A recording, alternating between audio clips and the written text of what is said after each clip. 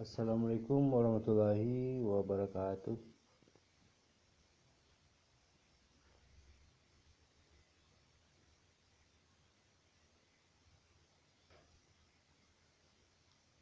Salam sejahtera kepada seluruh hamba Allah di mana berada, khususnya umat muslim. Saya sedikit mau berbagi perihal tentang perjalanan antar pulau.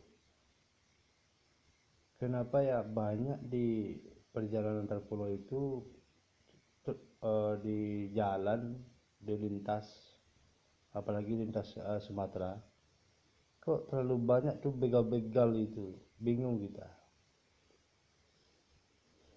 susah untuk mengatasinya, sehingga para pengunjung itu transportasi agak ketakutan gitu di saat apa namanya transportasi, salah satunya angkutan umum atau sembako seperti dari Sumatera ke Jakarta. Contohnya di Lahat itu di begal, ada begal gitu. Jadi emang di begal ini orang sangat takut gitu. Karena dengan pisau yang tajam, ditodong dengan pisau, jadi sehingga ketakutan. Nggak mau nggak dikasih uang dibegal, nggak dikasih uang dibegal. Jadi kita udah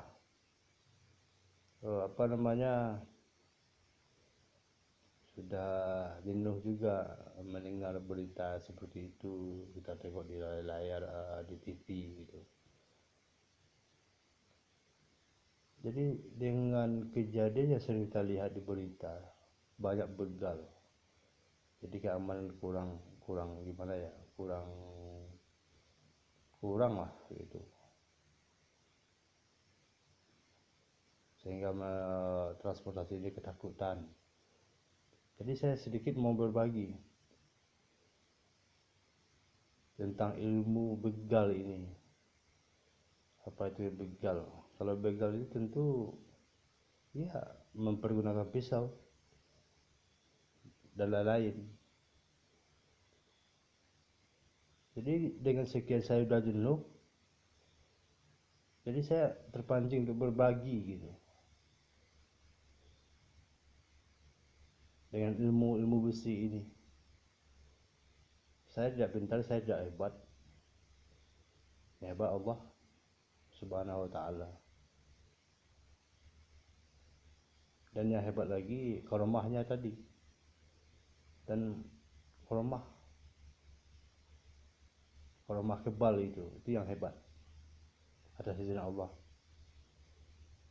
Jadi kalau orang percaya itu Allah itu memang ada, dia tidak takut dengan begal, tidak takut dia itu, asal mempelajari sedikit-sedikit, memperdalami sedikit-sedikit tentang untuk mengatasi begal ini, seperti ilmu-ilmu kajian ilmu besi itu. Nanti saya peragakan gimana ilmu besi itu sebenarnya. Gak ada bohong-bohongnya, gak ada editnya.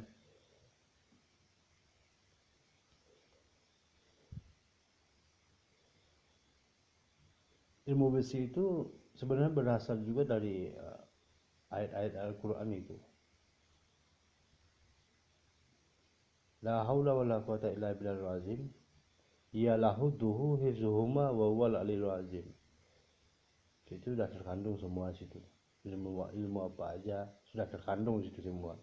Tapi jangan dipraktekkan langsung, tanpa mempelajari, tanpa ritual namanya. Semedi namanya kalau orang Jawa. Batapa bahasa orang Padang.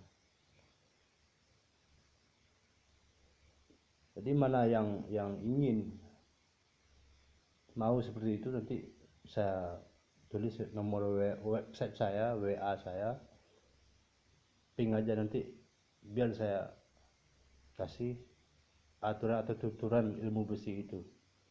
Yang penting niat karena Allah, niat untuk menjaga diri. Nanti saya contohkan. Ada ritualnya, ada zikirnya. Jadi bacanya tetap la haula wala quwata illa billahil azim. Ya lahu duhu hifzuhuma wa huwal aliyul azim. Ya lahu duhu hifzuhuma wa huwal aliyul azim. Saya enggak buya. Saya enggak ustadz. Tapi saya yakin Allah itu ada melindungi kita. Mari saya praktekkan.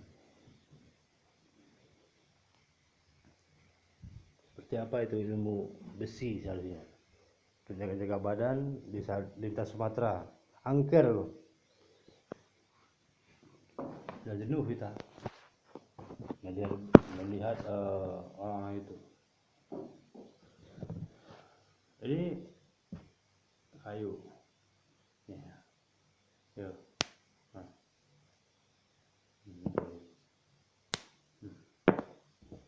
Nah. Ini kayu.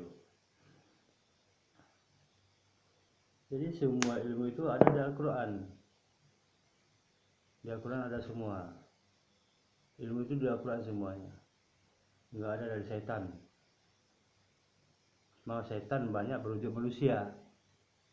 Sok pintar, sok ulama, tapi otaknya kotor. Banyak. Tapi bersembunyi di hadapan manusia itu bisa, tapi sama yang kuasa tak bisa. Ini sedikit saya mau berbagi. Jaga badan. Nih.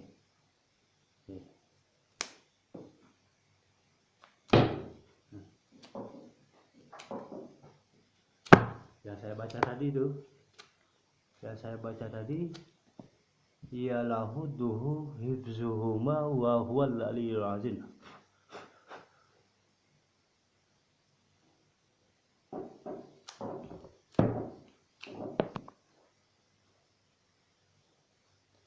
Jadi Allah itu telah mengasihi, Allah Maha Pengasih, Maha Penyayang. Asal hambanya sungguh-sungguh. Di Al-Quran itu komplit semua.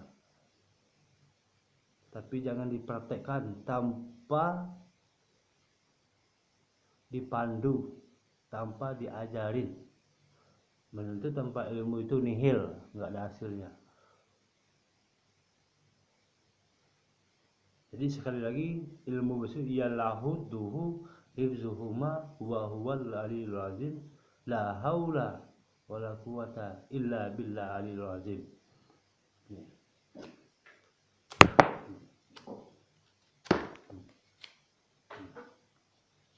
Ini kan? Tahu kan? Jadi ilmu besi semua. Jadi kalau mau sungguh, nanti cek WA saya kasih atas izin Allah, insya Allah akan ada manfaatnya untuk yang mau mempelajari sungguh-sungguh. Nih.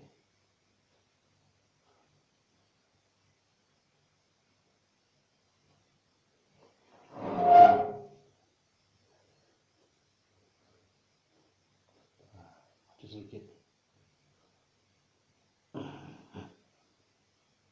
Ingat. Jadi kalau udah punya, jangan takut lagi dibegal. Jangan takut lagi untuk jalan jauh. Yakin Allah itu ada untuk membantu kita.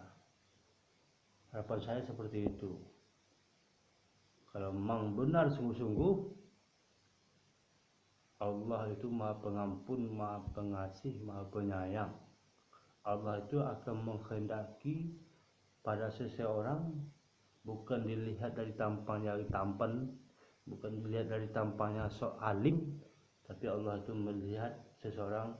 Allah akan mengadakan kadam seseorang di sininya hatinya ini udah terbentuk. Hatinya ini udah terbentuk. Berarti Allah akan mempermudah segala apa yang diinginkan oleh hambanya. Allah akan mengasihi kepada beliau, kepada hamba yang dikehendaki. Yang penting tetap yakin dengan sapaan assalamualaikum waalaikumsalam, ya qadam gaib, ya qadam ruh, ya qadam jasad, itu udah ada sama kita semua. Itu udah ada kontak langsung ke Allah, itu udah ada. Jangan ngomong ya ayyuhallazina amanu, hai orang-orang yang beriman, itu baca koran loh.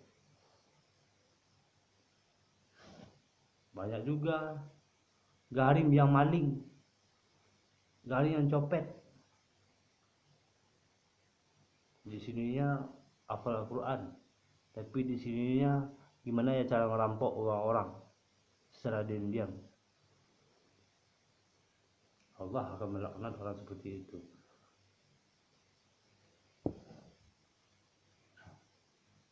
Jadi sekali lagi kepada yang saya utarakan barusan, khadam itu sudah ada sama siapapun, sudah ada. Mulai dari lahir itu udah ada, sampai tua khadam itu udah ada. Khadam gaib, khadam ruh, khadam jasad. Gaib itu yang nggak nyata, roh itu nyawa kita, dan jasad ini dia, jasad ini jasad. Nah, ini yang jasad. Nah, ini jasad. Jadi semua ilmu di sini, bukan sini. Di sini taruhnya. Bukan kepala, di hati kita ini. Apabila hati kita berkata, saya tidak takut dengan begal, karena Allah adalah sama saya.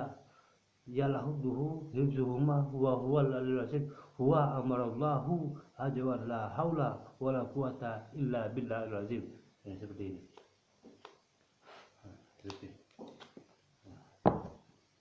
Jadi nggak apa-apa kita lagi.